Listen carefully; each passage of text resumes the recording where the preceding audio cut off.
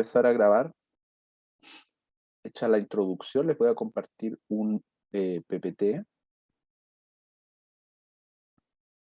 que deberían ustedes ver en un minutito.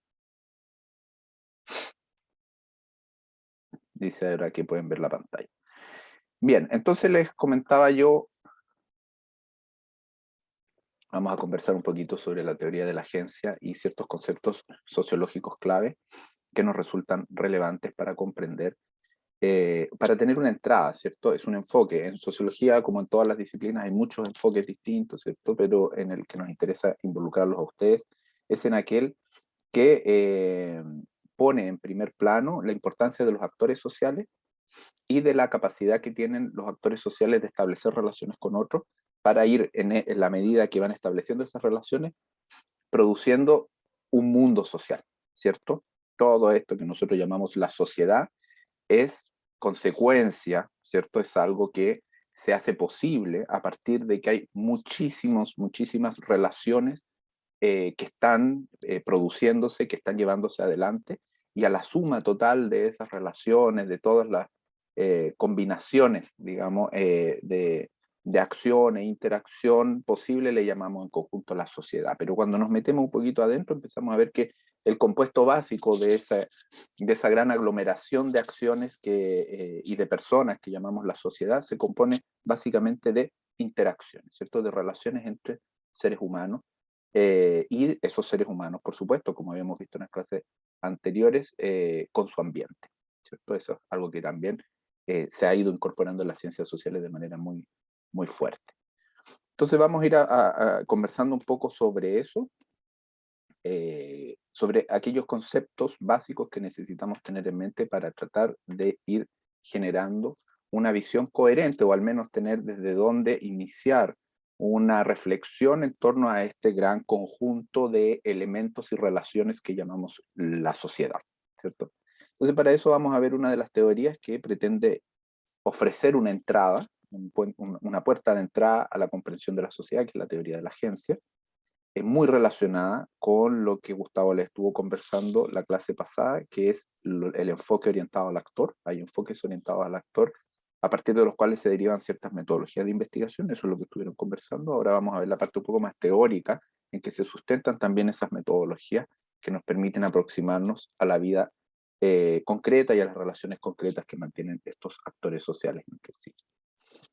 Teoría de la agencia, y después vamos a profundizar en algunos conceptos sociológicos claves, tres en particular que es importante que ustedes incorporen, que son estructura social, ¿cierto? Este gran, digámoslo así, armatoste, esta especie de marco general en el cual se inscriben el conjunto de relaciones sociales que pueden ser posibles. La estructura social es, digámoslo así, eh, la forma que tiene, el andamiaje que tiene este conjunto que llamamos la sociedad, pero dentro de ese marco amplio, más abstracto que nosotros tenemos para comprender la sociedad, que es lo que llamamos la estructura, están los actores sociales concretos, ¿cierto? Que pueden ser individuos o grupos de individuos, y las prácticas sociales, que son los modos de hacer, los modos de comportarse, los modos de relacionarse, que los actores sociales comienzan a estabilizar para poder mantener relaciones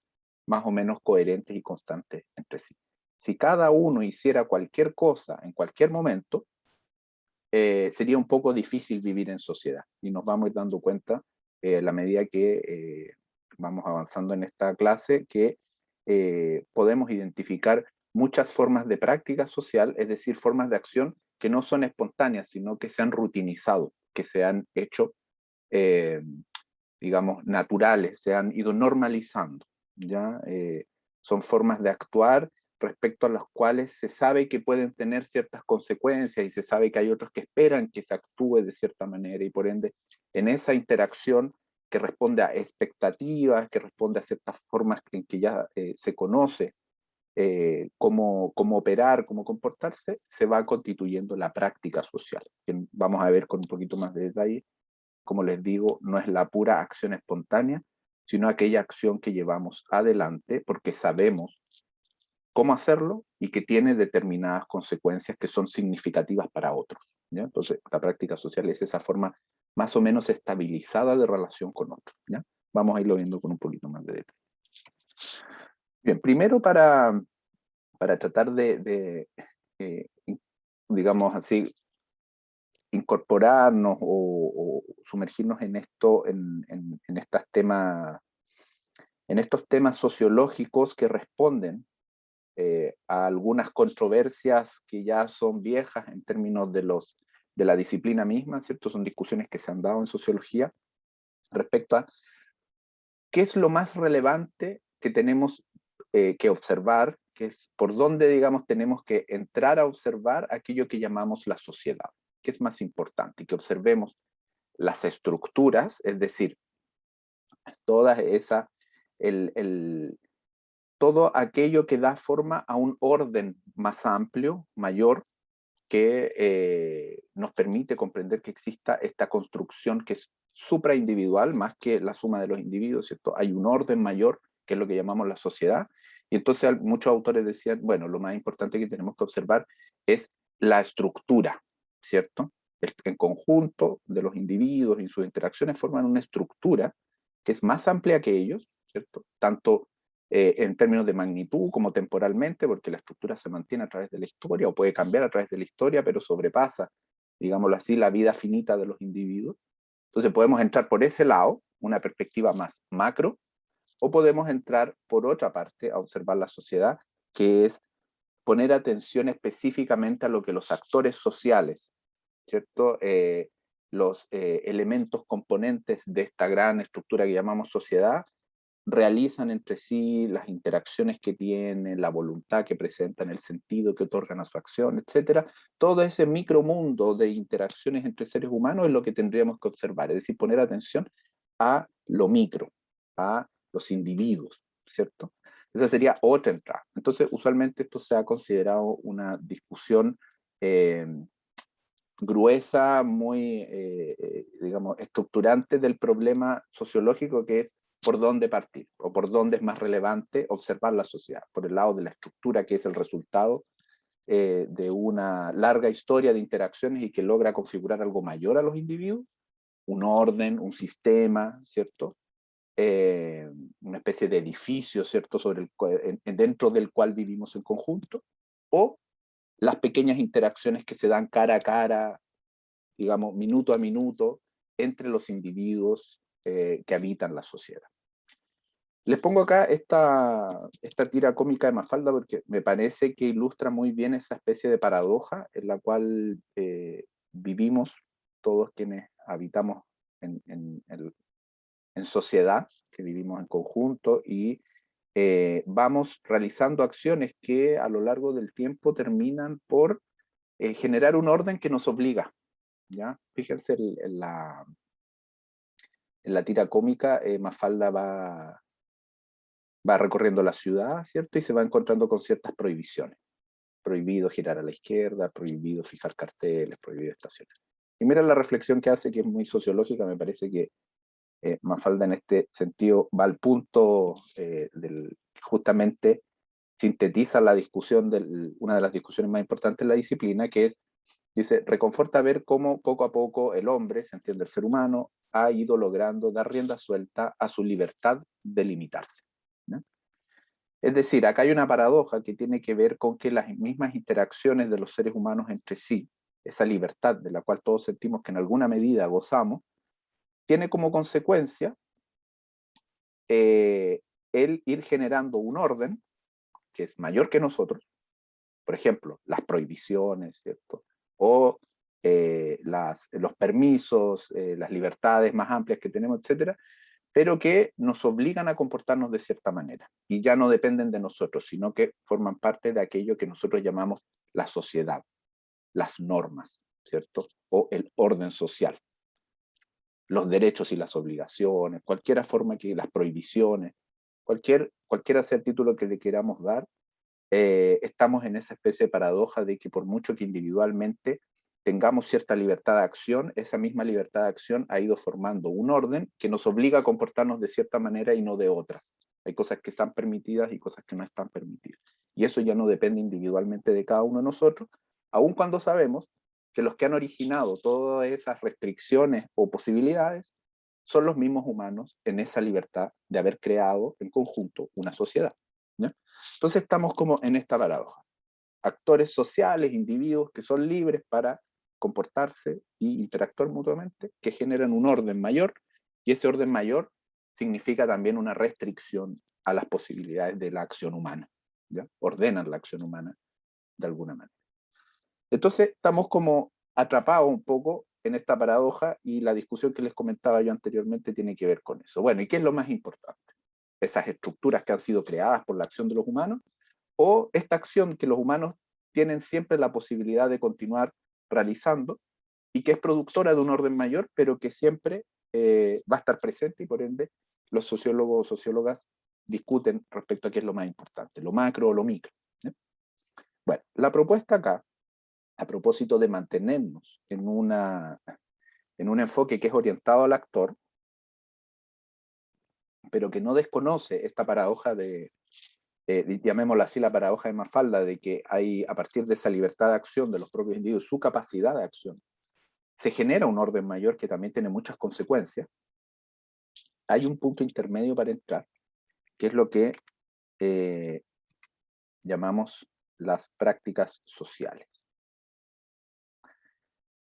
La práctica social, y lo vamos a ver de nuevo, vamos a insistir en este punto para que les quede claro con otro esquemita, pero la práctica social es justamente lo que está entre medio, y por decirlo así, tiende un puente entre una y otra cosa, ¿ya?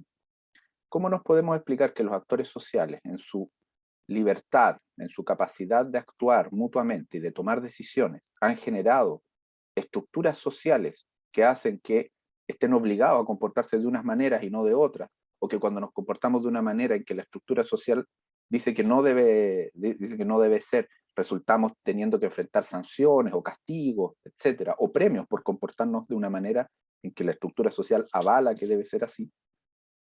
¿Cómo es que se produjo este salto de lo más micro a lo macro, ¿ya? De los actores sociales a las estructuras? El puente es las prácticas sociales. Y la idea sería, en muy simple, la siguiente. Los actores sociales ciertamente tienen la capacidad de acción, la capacidad de iniciar cosas nuevas, ¿cierto? Tienen capacidad de conocer, capacidad de interactuar unos con otros, pero en la medida que van estabilizando esas formas de comportamiento, porque van estabilizando también un modo de vida, y van estabilizando expectativas respecto a qué esperan unos de los otros. La vida social no está hecha de pura espontaneidad, todos lo sabemos. De hecho, nos encontramos en esta sala virtual todos los martes, 10 para las 4, y cuando eso no sucede, tenemos canales para comunicarnos, es decir, no pude asistir, entonces la clase está en tal lugar, y saben dónde meterse al sitio para poder acceder a la clase, y después va a haber una fecha de una prueba. Tendemos a estabilizar muchas cosas, tendemos a hacer más o menos, digamos, adivinable o regular nuestra interacción para poder saber qué esperar, ¿ya? Y eso es natural, digamos, es parte del producto de la interacción humana, en el entendido que vamos construyendo, vamos produciendo un mundo en conjunto, y ese mundo tiene ciertas regularidades, ciertas rutinas, ¿ya? Es cierto que siempre queda un espacio para la espontaneidad y para la posibilidad de cambio. Vamos a conversar un poco más sobre eso en adelante. Pero fijémonos ahora en todo lo que se estabiliza. Ustedes entraron a estudiar, ¿cierto? Y llevan años siguiendo un plan de estudios que estaba demarcado de antemano, y una vez que asumieron esa responsabilidad y ese compromiso con ustedes, con su familia, con los profesores, con la institución universitaria, se hacen parte de eso y continúan un camino por largos años, ¿cierto? Y después va a pasar algo similar con el trabajo, etcétera, etcétera. Hay muchas cosas que se hacen regulares, que se vuelven prácticas rutinarias, ¿ya? Y en eso, los actores sociales pasan de la pura libertad de poder hacer cualquier día cualquier cosa, a establecer prácticas sociales, es decir, formas de comportamiento, ¿cierto?, que son rutinarias, que son compartidas por muchas personas, y que en la medida que son conocidas y compartidas también tienen cierta legitimidad, se hacen válidas para otros, ¿ya? Se entienden, y además son consideradas aceptables, ¿ya? Porque también tiene que ver con eso. También tenemos cierto conocimiento de ciertas prácticas que nos parecen inaceptables, ¿ya? Y eso también se va estandarizando. ¿cierto? O sea, está lo aceptable y lo inaceptable. Pero en cualquiera de esos casos son tipos de acción que son conocidas, que nosotros consideramos que se han ido rutinizando y que se han ido haciendo constantes.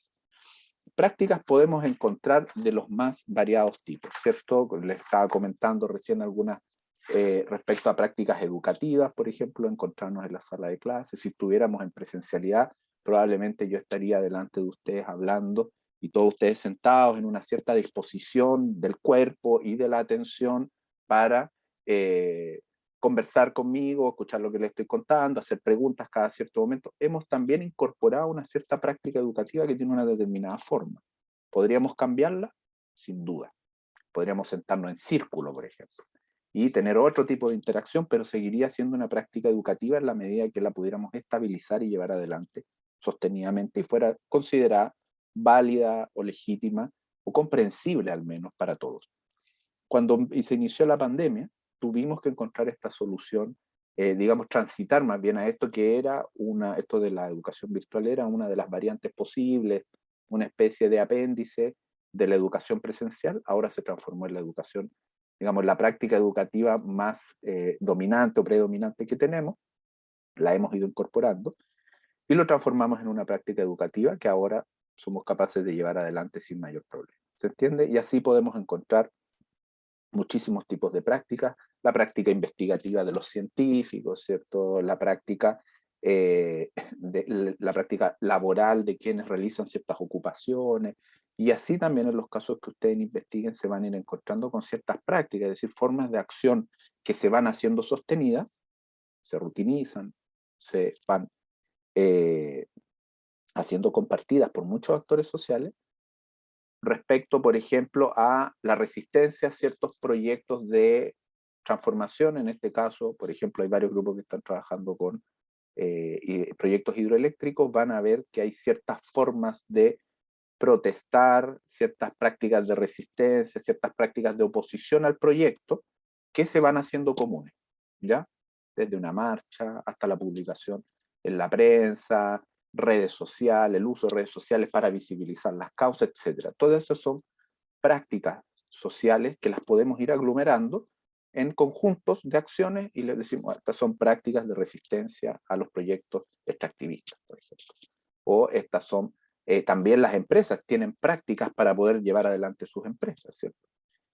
O sus proyectos, ¿no? Y esas acciones tienen que ver con, por ejemplo, ir y convencer a cierta parte de la población de que el proyecto es beneficioso, vender el proyecto en la prensa como algo que trae beneficios y desarrollo a la comunidad, etcétera. Y todo eso lo podemos aglomerar también bajo el concepto de prácticas, ¿ya? Diferentes actores tienen diferentes prácticas para poder llevar adelante sus intereses, sus proyectos y relacionarse con otros.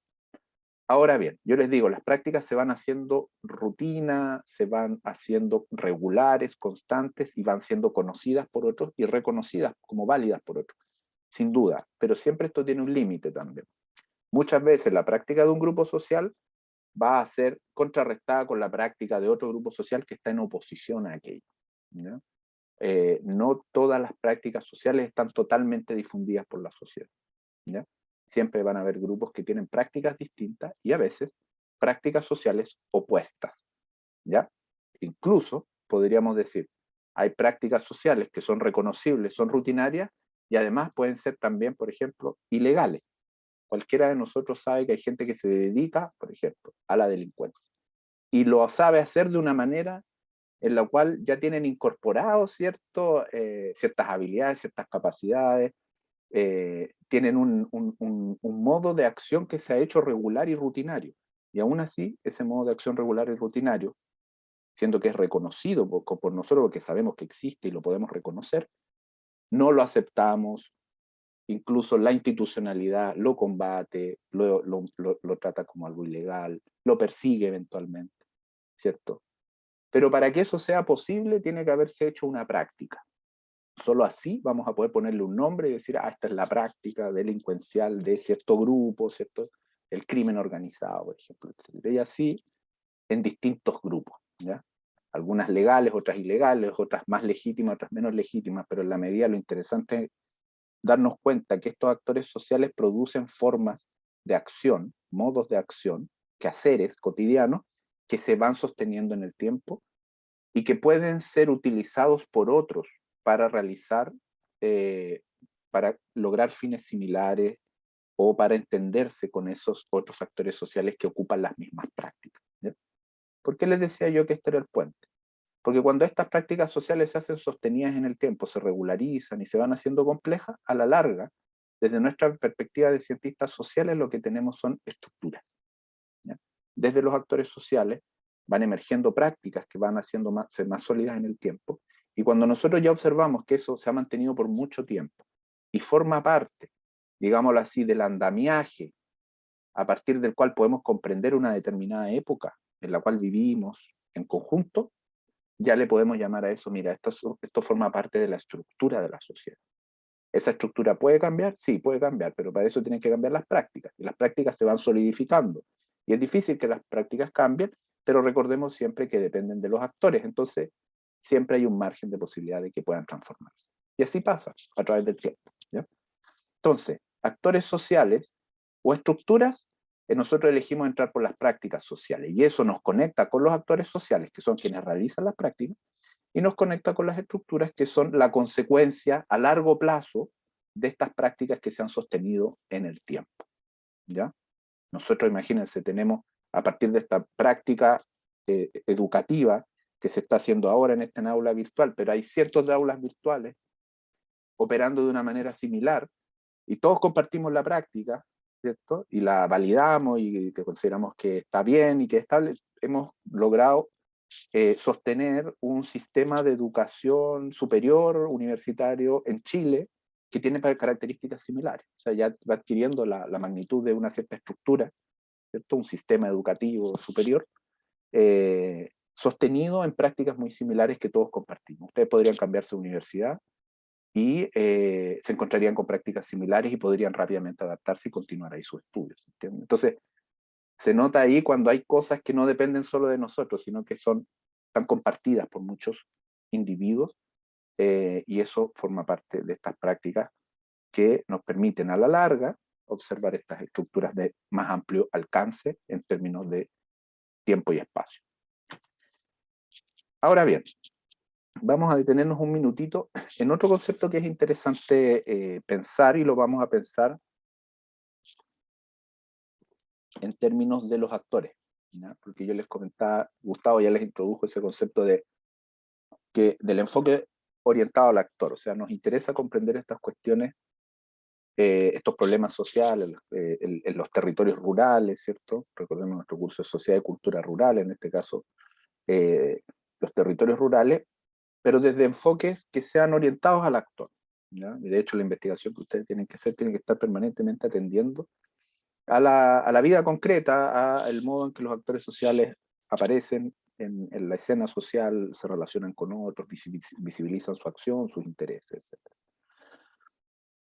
Tenemos esa pelotita roja que es el actor, ¿ya? El actor siempre siempre hablamos de un actor que está situado, ¿ya? Vive en un lugar, tiene un contexto específico, habita un territorio, se despliega en ese territorio. Es un organismo en un ambiente, es un actor social en un contexto, ¿ya? Cualquiera sea la expresión que queramos ocupar. Pero nos interesa acá pensar ese actor en relación a escalas, ¿ya? Seguramente ustedes han trabajado anteriormente o pensado el tema de las escalas. Las escalas son medidas espaciotemporales a partir de las cuales nosotros podemos enfocar o posicionar y enfocar un objeto, ¿ya? En este caso, el objeto vendría a ser en este punto rojo, ¿cierto? Que es el actor. Estas medidas espaciotemporales nos ofrecen entonces el marco, ¿cierto? En el cual podemos posicionar y comprender que este actor social se comporte de cierta manera, tenga una determinada habilidad. Pero el tema acá es que si queremos mantener el enfoque orientado al actor, podemos caer en una especie de trampa, y justamente esta imagen pretende visualizar esa posible trampa de poner al actor social, que si bien está situado, está en un contexto específico que calificamos de lo local, aparece como el punto que está al fondo sumergido en la escala de lo local, pero, digamos, rodeado por las escalas más amplias que llamamos lo nacional y lo global, ¿ya? Esta sería una opción de pensar a los individuos, pero esta es la opción que podríamos asociar respecto a lo que conversábamos antes, con lo macro. Esta es la visión macro, ¿ya? Hay escalas globales que son más amplias, hay escalas nacionales que son más chicas que las globales, pero más grandes que las locales, y al fondo del pozo está lo local con los sujetos posicionados ahí en ese espacio. Y ese actor social o sujeto recibe los influjos, ¿cierto? Recibe las determinaciones, las condicionantes que vienen desde las escalas más amplias. ¡Pum! Una suerte de juego de muñecas rusas, ¿cierto? En el cual el actor social está escondida en la última muñeca y tenemos que ir sacando todas las más grandes para llegar al fondo a encontrar al actor social atrapado ahí, impotente frente a estas grandes escalas que condicionan su vida. Es cierto que todos hemos vivido en alguna medida un poco el síndrome del peso de la estructura, digámoslo así.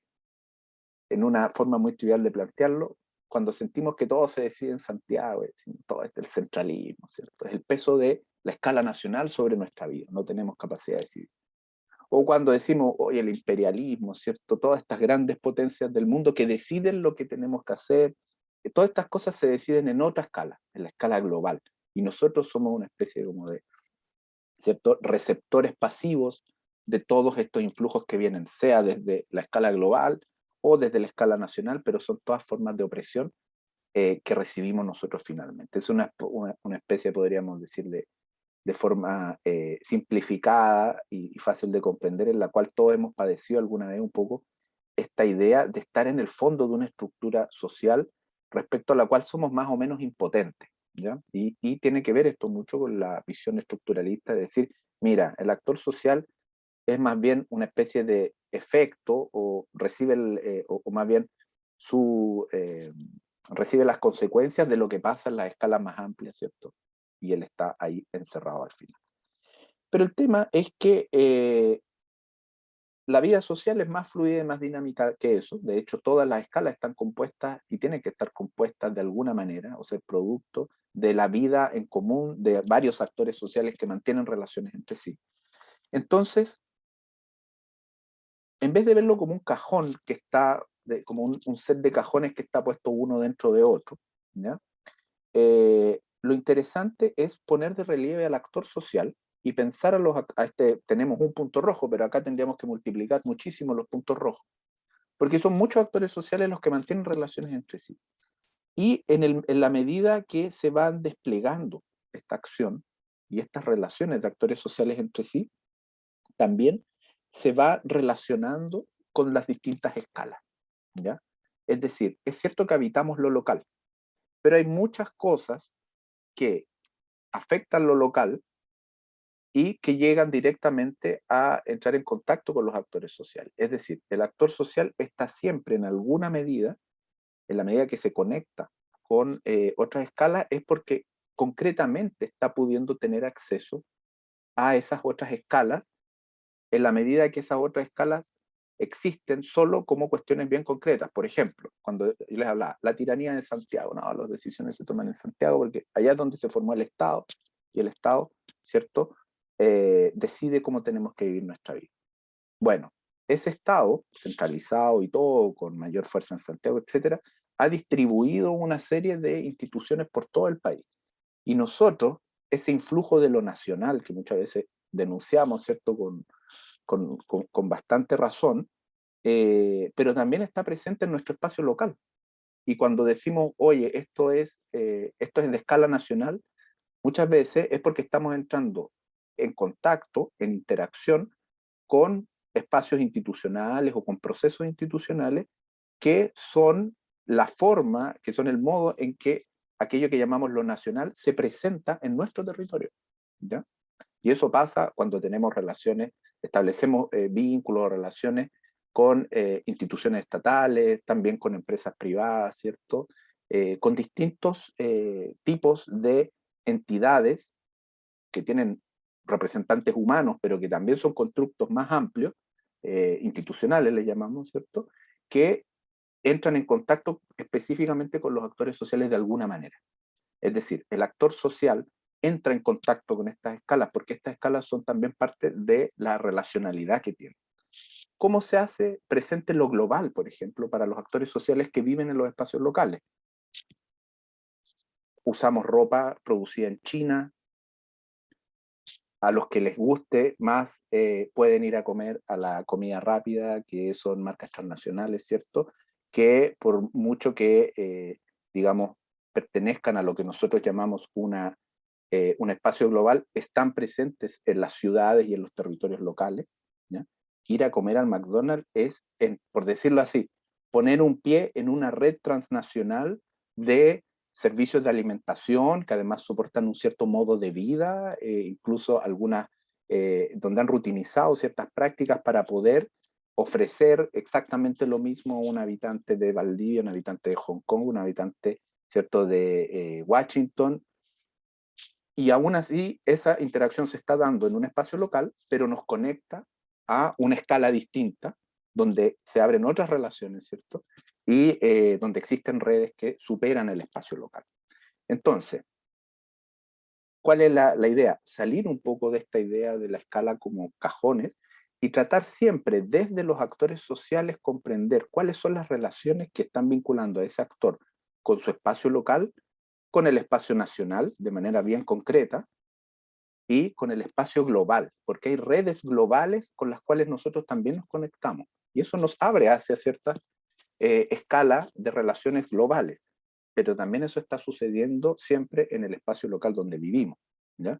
Entonces es interesante verlo así, las escalas como estas medidas espaciotemporales, pero que están sometidas a las relaciones que hay entre las personas, los objetos que circulan también, que pueden tener su origen en otros lugares y por ende nos conectan con otros espacios, aunque nosotros no vayamos a ese espacio, ¿cierto? Como decíamos, el comprar ropa de otros lugares, comprar comida de otros lugares, participar de una cierta red de intercambio que supera el espacio local, también nos conecta con una escala nacional o una escala global eventualmente, etc.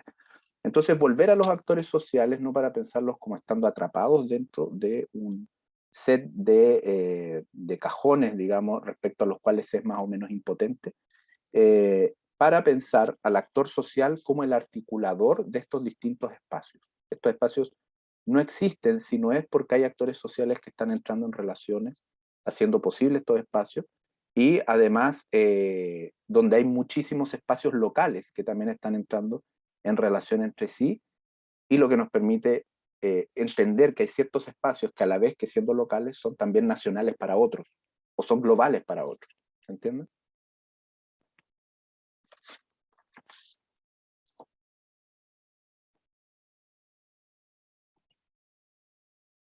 Entonces, si hay dudas, consultas, por favor, las van haciendo. La idea es que vayamos avanzando sin dejar muchas interrogantes.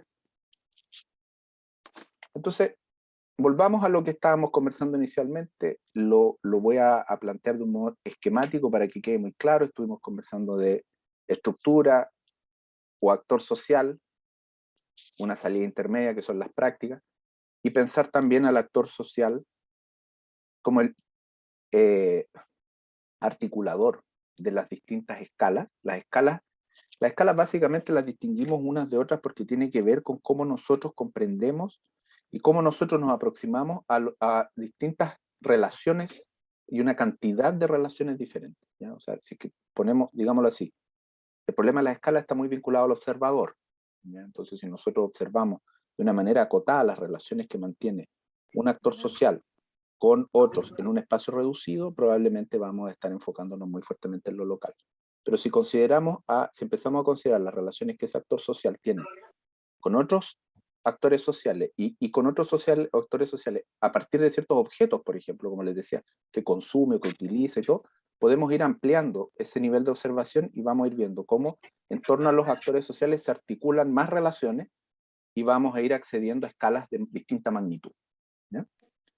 Esa es como una especie de acercamiento o alejamiento que tiene el observador respecto a la vida social, pero que nos permite incorporar este concepto de escala también en la observación. En los casos que ustedes investigan les va a pasar mucho que se van a encontrar que los conflictos sociales, los conflictos socioambientales tienen una dimensión local, pero también en la medida que hay muchos de estos proyectos cuyos capitales vienen desde el centro o de grandes empresas nacionales o de grandes empresas transnacionales, y los recursos para la defensa del territorio también pueden estar asociados a otros actores sociales que no viven en el territorio local, sino que vienen de otras partes, vamos a tener que ir empezando a agrandar el foco de observación y vamos a ir pasando también de lo local a lo nacional, a lo global, pero siempre el articulador de esos distintos espacios, de esas distintas escalas, son los actores sociales y las relaciones que van estableciendo entre sí. Y entre medio hay objetos, hay entidades que no son humanas, que son el medio ambiente, que son los árboles, el río, etc. ¿Ya? No sé si se va complejizando. Ahora bien, volvamos entonces al inicio de lo que habíamos estado conversando para hacerlo muy esquemático.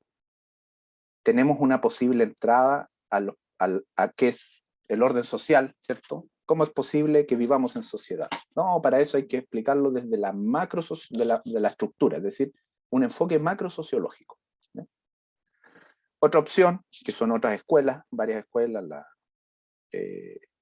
por ejemplo, para dar son solo algunos ejemplos que quizás les suenen acá, en este enfoque macro sociológico está muy fuertemente la teoría crítica marxista. ¿Sí? No, hay que explicar el modo de producción capitalista. Ese es el foco de atención que nosotros tenemos que tener. Los interaccionistas simbólicos, los etnometodólogos u otros le dirían, no. Antes de explicar la estructura, tienes que explicar las interacciones específicas que tienen cotidianamente, día a día, los actores sociales, que tú dices que viven en un cierto modo de producción. Bueno, hay que explicar eso desde abajo, microsociológico. Nosotros proponemos la entrada intermedia que les decíamos que se llama teoría de la agencia, que es enfocada en prácticas sociales. Y no es que la teoría de la agencia renuncie a que hay una estructura ni que hay individuos. Dice, sí, las dos cosas existen. El punto es que no hay que elegir entre uno u otro, sino que lo que hay que demostrar es cómo una vida, una vida de nivel micro, digamos, una interacción de nivel micro, que sí es algo que sucede en la vida cotidiana, todos lo experimentamos, es posible porque existe la agencia humana. ¿Y qué es la agencia humana? La capacidad de organizar prácticas y la capacidad de conocer. Esos dos elementos, actuar y conocer, son parte constituyente de la capacidad de agencia humana, y gracias a esa capacidad de agencia humana, estos individuos pueden llegar a generar una estructura social más o menos permanente, que los observadores, nosotros como observadores podemos decir, oye, mira, esto es un modo de producción, esto es un orden social que se ha sostenido en el tiempo, esto es un sistema, ¿ya? Esto es una estructura. Distintos nombres para, digamos, son distintas aproximaciones, sistema, modo de producción, estructura, etcétera, nos sirven para poder hacer el punto de que hay un nivel macro sociológico, pero este nivel es una abstracción más amplia respecto a esta vida bien concreta que que está posibilitado por la agencia, por la capacidad de agencia humana, pero que produce un orden más amplio, de mayor magnitud y también de largo plazo. Si los seres humanos no tuvieran capacidad de agencia, viviríamos, digámoslo así, en el encuentro cotidiano espontáneo, ¿ya? Si no tuvieran capacidad de agencia, quizás habría un gran orden respecto al cual nosotros seríamos, digamos, pasivos títeres, ¿cierto? O sea, un orden que nos manejaría y nosotros, bueno, estaríamos ahí un poco entregados a ser los monigotes, ¿cierto? De un gran orden que estaría manejado por otros poderes, otras fuerzas. La teoría de la agencia defiende la idea de que hay una conexión entre ambas cosas, y esa conexión es posible porque los seres humanos son capaces de coordinarse, de organizar prácticas en conjunto y capacidad de conocer, ¿ya? Y vamos a entrar a lo de las prácticas, y también la próxima clase van a conversar con Gustavo más largamente de esta capacidad de conocer, porque esta capacidad de conocer también se va organizando en torno a lo que llamamos sistemas de conocimiento. Hay sistemas de conocimiento científico, local, tradicional, indígena, por ejemplo. Sistemas de conocimiento técnico, profesional, ¿cierto? Y para poder movilizar un cierto sistema de conocimiento hay que formar parte de una comunidad de práctica, haberse formado en una comunidad de práctica. Ustedes están en la universidad y lo que están haciendo es interiorizando por años, formándose en una comunidad de práctica de estudiantes, profesores, profesionales, etcétera, para poder manejar un cierto sistemas de conocimiento científico, técnico, y después poder movilizarlo en la medida que ustedes también van organizando prácticas en relación con otros. ¿Ya?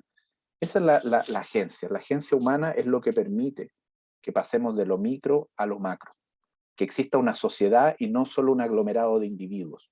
¿Ya? Y eso le llamamos agencia humana, capacidad de organizar prácticas y capacidad de conocer.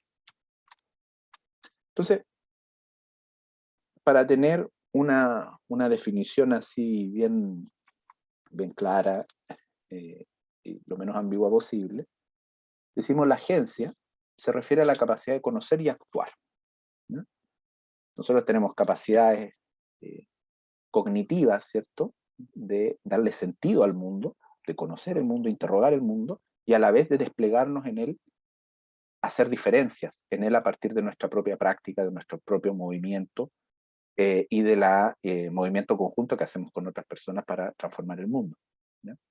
Hay conocimiento y hay acción. ¿Ya? Ambas cosas son los elementos componentes de esta agencia humana. Esta capacidad de conocer y actuar la ejercen distintas entidades y se refiere a la manera en que dichas acciones y reflexiones constituyen prácticas sociales que influyen en las acciones y las decisiones de otros. ¿Ya? La capacidad de agencia humana deriva de manera más o menos rápida, digamos, más o menos una conexión muy fuerte, tiene una conexión muy fuerte con la práctica social. Es decir, de esta capacidad de agencia humana que es conocer y actuar, se deriva que estabilizamos ciertas formas de comportamiento junto con otras personas. Y a esa estabilización, a esos nexos de actividad, ¿cierto?, que establecemos con otras personas, porque esos nexos nos vinculan con otros, le llamamos práctica. Y de la práctica participo yo, pero también participan otros. ¿Ya? No soy solo, yo puedo actuar, ¿cierto? Yo llevo adelante acciones, pero cuando digo que estoy llevando adelante una práctica social, en cierta medida estoy implicando que estoy participando de una práctica, porque en esa práctica tienen que haber otros involucrados también. Otros lo saben hacer y otros entienden lo que yo estoy haciendo. ¿Ya? Yo ahora estoy llevando adelante la práctica pedagógica. Para bien o para mal, más o menos, ustedes, digamos, comprenden de qué se trata esta cuestión. Y de hecho, tienen ciertos criterios para decir, oye, el profe está haciendo esto otro, le entiendo más, le entiendo menos, etc. Pero participamos de una práctica común, porque estamos todos en esta práctica pedagógica y entendemos de qué se trata. Y por años nos hemos ido formando para poder hacer cada uno lo que tiene que hacer, cada uno ocupar un rol, así es el concepto sociológico, ¿cierto? Ocupar un rol, ocupar una posición que tiene aparejada ciertos comportamientos, cierto despliegue de actividades y capacidades. ¿Ya?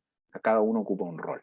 Cuando yo le digo a ustedes, los estudiantes, y ustedes dicen, el profesor, estamos haciendo mención a nuestros roles, ¿ya? En el contexto de esta práctica. Acá les dejo, yo voy a subir después este PPT, o sea, el PDF en el CIBEDUC, y acá les dejo así unas definiciones de literatura de estos conceptos que nos importan, que los vamos a seguir explorando, y que es bueno que ustedes los incorporen porque van a tener que indagar sobre eso.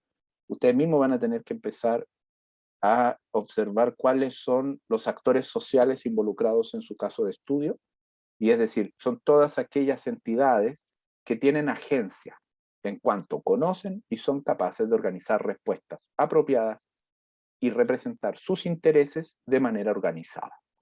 Un actor social puede ser un individuo, puede ser un grupo, puede ser una organización, puede ser un colectivo.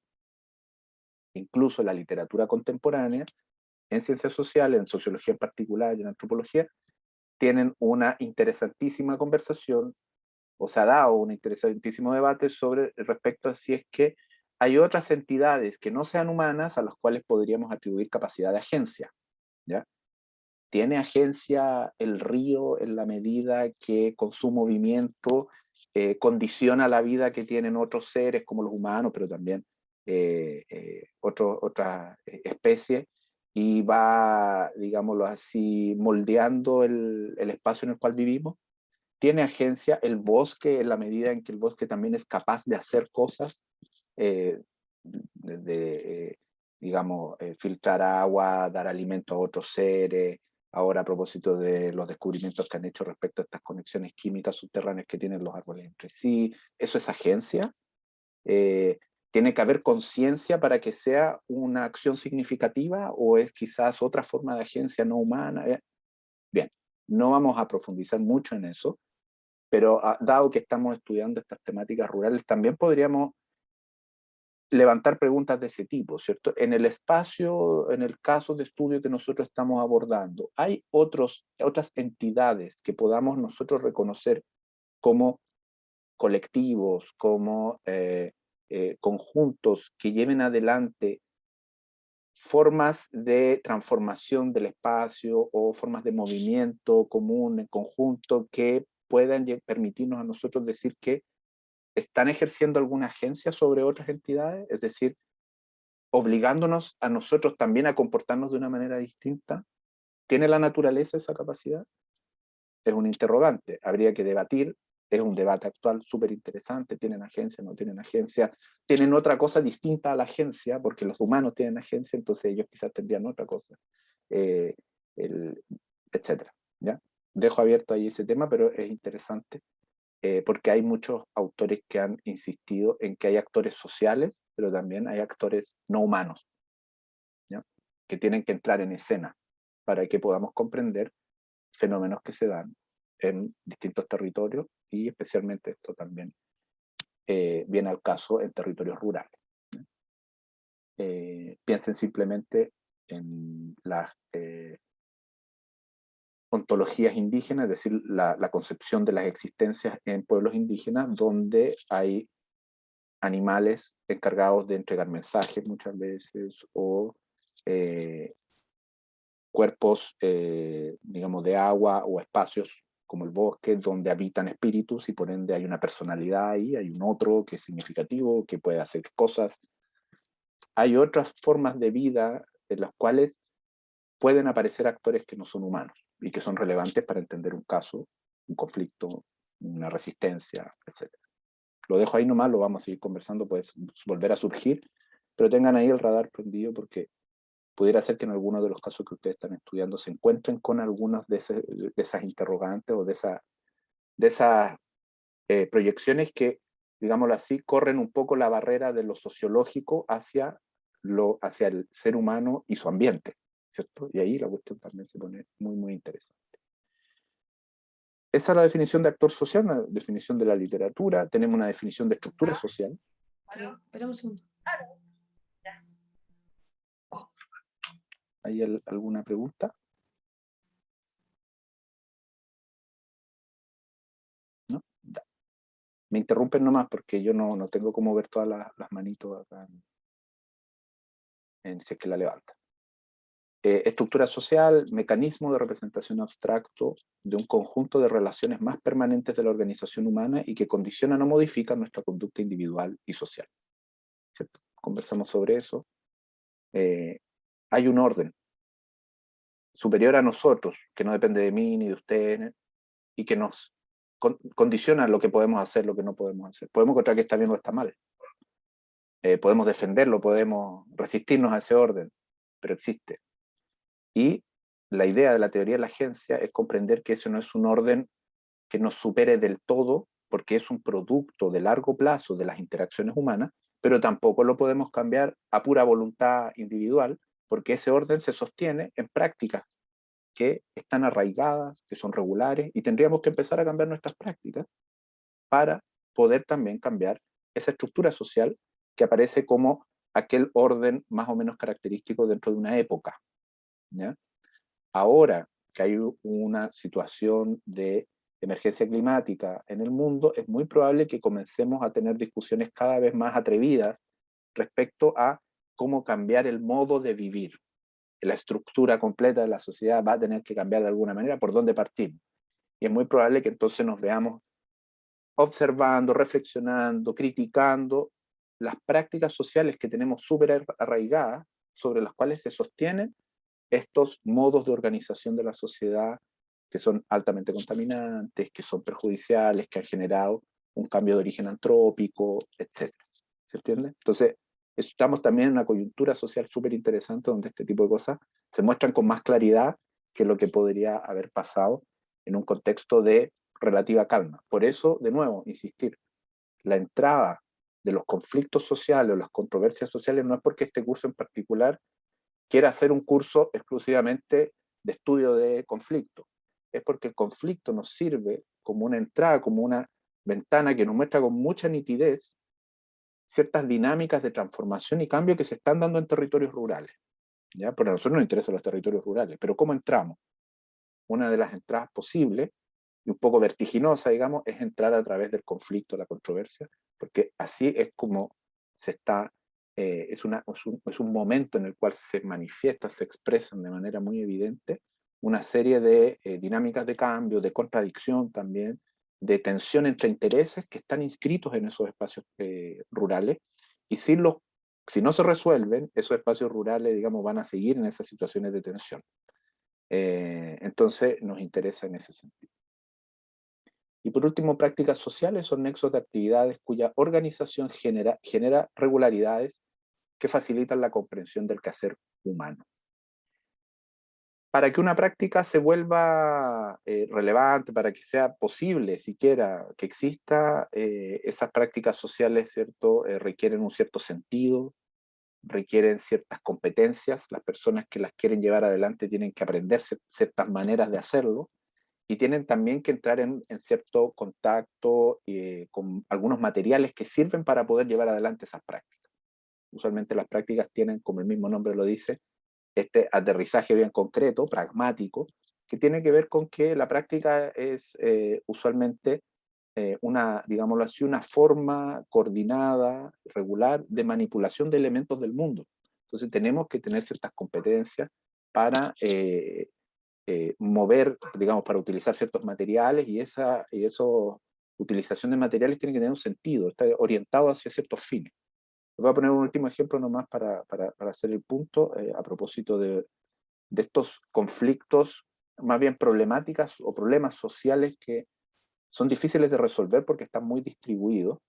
La contaminación atmosférica producto del consumo de leña domiciliario en el sur de Chile, en todo el sur de Chile, esto es desde la zona central hasta Coyhaique. Mucho consumo de leña en los hogares, consumo de leña, ¿cierto? De leña húmeda, genera mucha polución, la combustión genera gases, ¿cierto? Material particulado, se queda en la atmósfera, lo respiramos, nos enfermamos, se saturan los hospitales, ¿cierto?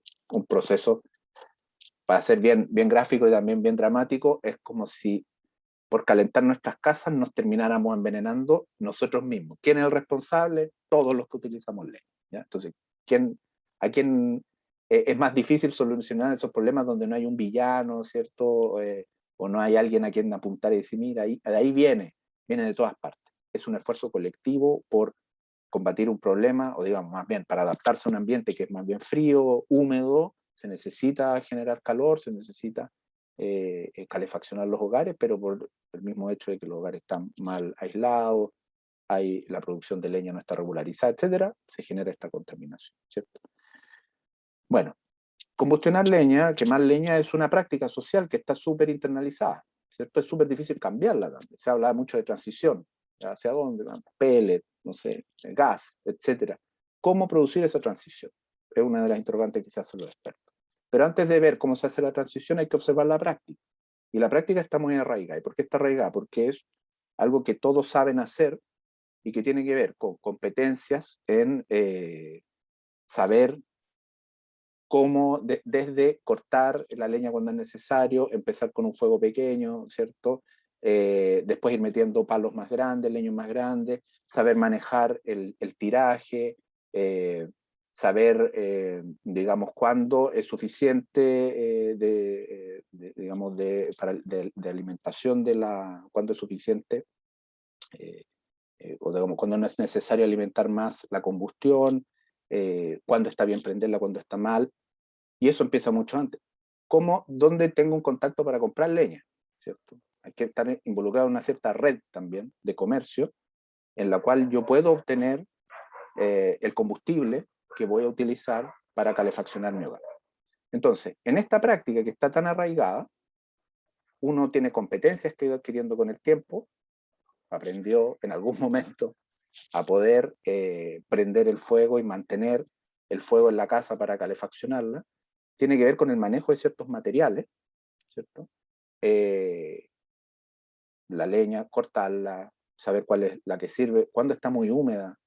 Hay gente que cuando compra leña muy húmeda, ¿cierto? La tiene que mezclar con un poco de leña seca, muchas veces porque no tiene la posibilidad de acceder a leña seca por los precios, y hace leña revuelta que le llaman, ¿cierto? O sea, hay técnicas en la utilización de esos materiales. ¿Y cuál es el sentido que todo eso tiene? Calefaccionar el hogar, por supuesto.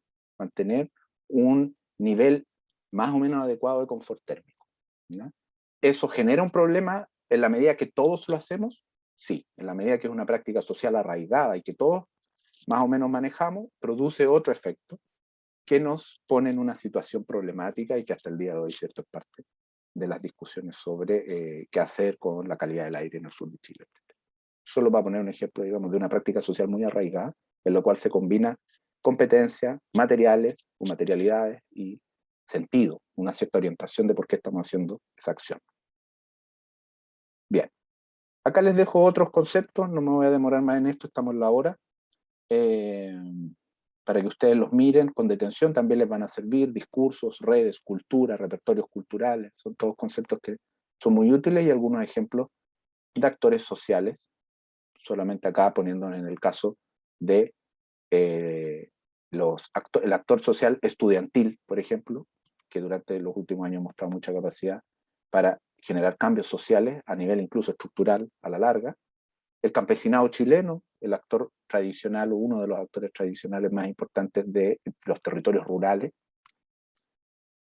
y algo sobre prácticas sociales y estructura social también en una forma gráfica que nos permite comprender de manera más o menos, digamos, sencilla, de qué estamos hablando cuando nos referimos a este andamiaje más amplio, que es una forma de representar abstractamente lo que la sociedad es, pero que nos sirve también para comprenderla en el largo plazo y en una escala de relaciones más amplia, ¿cierto? Otra imagen de una estructura social, como escalera, ¿cierto? Antigua, la sociedad también se organizaba así en algún. Bien, eso. Lo dejamos hasta acá. Voy a subir este PPT para que ustedes lo revisen, a ver esas láminas nomás con ejemplos al final. Y antes de pasar al taller, me gustaría saber si hay dudas, consultas.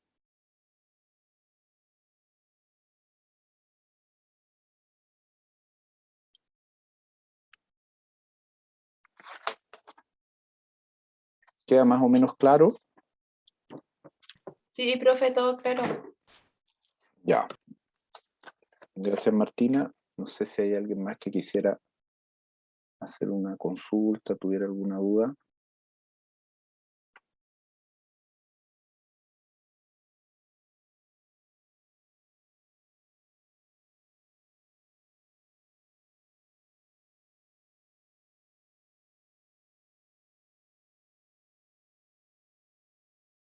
Ya. Bien, entonces vamos a hacer algo. Vamos a hacer una pausa de 10 minutos, son 5 para las 5.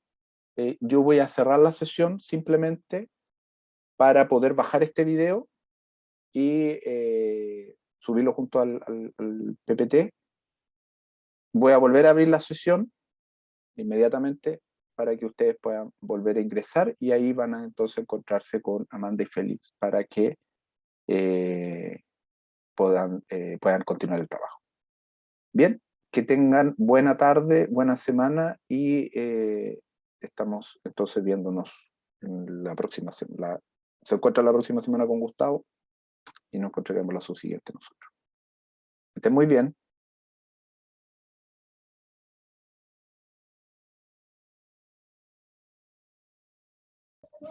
Chao, profe. Chao, chao. Chao.